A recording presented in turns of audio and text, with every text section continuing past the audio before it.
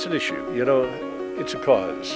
I've spent my life as a reporter, producer for television, and you want to get in the game. Out of all the observation that you do during your life, what do you want to support? This is one. I love the national parks. I came through them as a child, and I'm back as an adult, so this is one. So I'm familiar with the problems that the parks are facing, and one of the big problems is inspiring young people to really come to the parks. The attendance is down. How do we reach out to them and just expose them to what is here? A lot of those kids are in the inner cities, populations that, you know, really don't come this way. I used to drive through and now I fly over, as so many people do.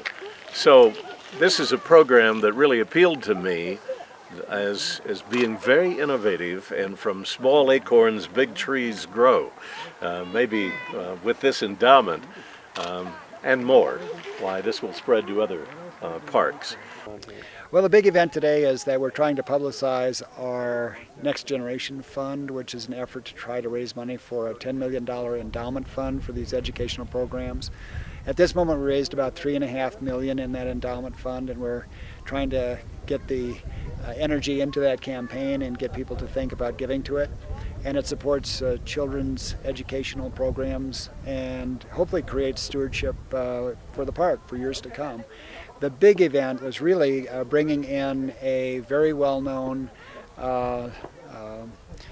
figure in journalism, and that's Bill Curtis. He came out from Chicago as a volunteer, and he's helped us the last couple of days develop a video that we'd like to share with donors and with some of our members and people who would like to support this program.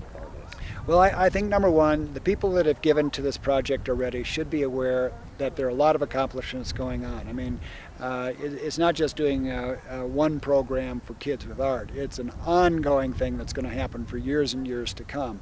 And so this is a way to get that message out, that their donations are making a difference in the park. And then secondly, through people that are interested in or want to support it, this is a great program so far, and we are making some real change and hopefully some progress in changing kids' lives and outlook about nature and about the park.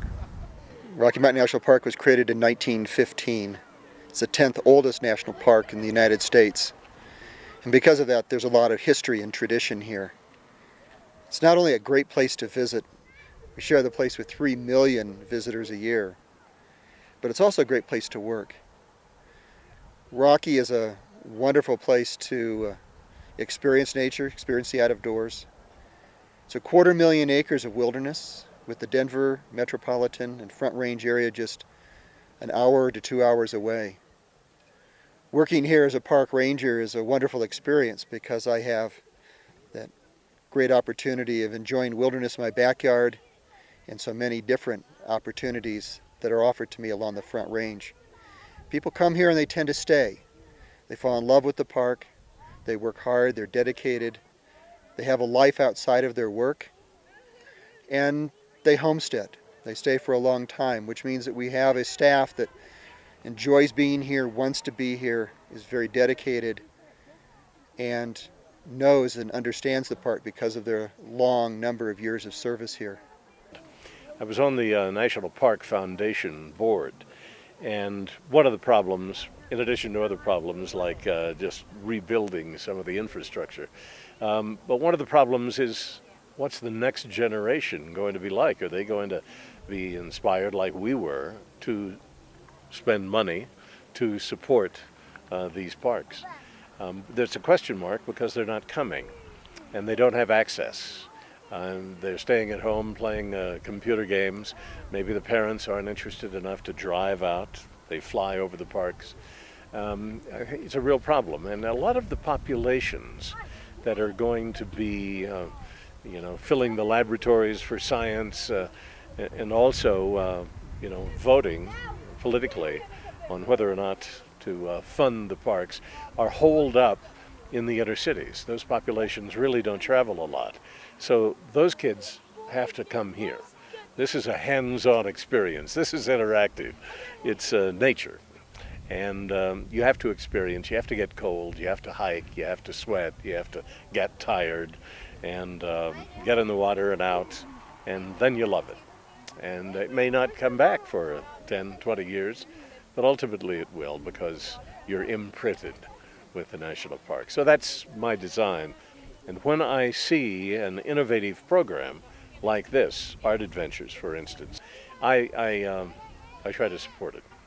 It's a cause. I've spent my life as a reporter, producer for television, and you want to get in the game. Out of all the observation that you do during your life, what do you want to support? This is one. I love the national parks. I came through them as a child, and I'm back as an adult, so this is one.